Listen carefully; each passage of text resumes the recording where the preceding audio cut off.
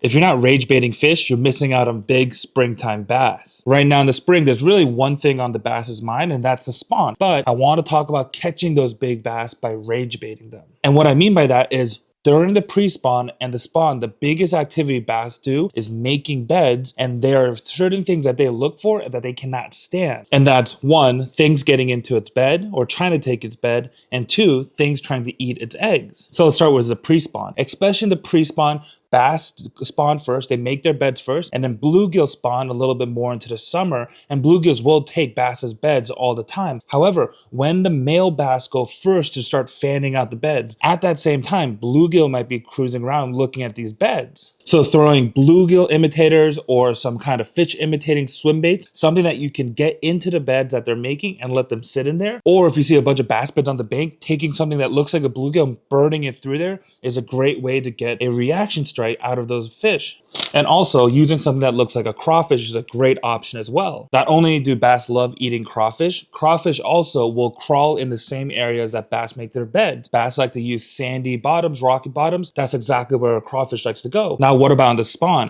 For whatever reason, things in the water love eating each other's eggs because eggs are nutrient dense and they're pretty easy meals. So the bluegills and the crawfish will also be great imitators still because they love eating bass eggs.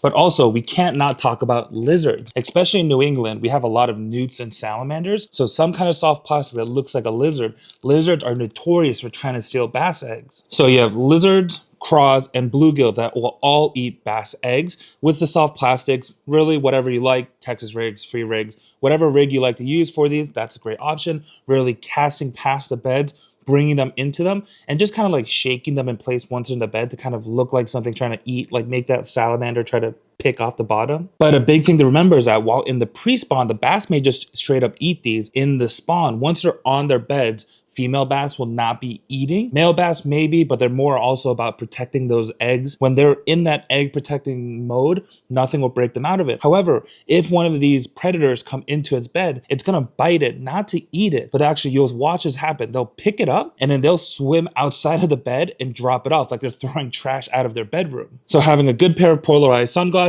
or really watching your line or feeling that line is really important because you only get a small window to really hook that fish. As soon as you feel that bite, see that bite, as soon as they pick it up to throw it out of the bed, you have to set the hook. So right now in the pre-spawn and the spawn, my biggest piece of advice is to make these bass upset enough to hit your lures. They are hardwired to protect their offspring from these things. So throwing those will get you more fish. So what are you waiting for? Get out there.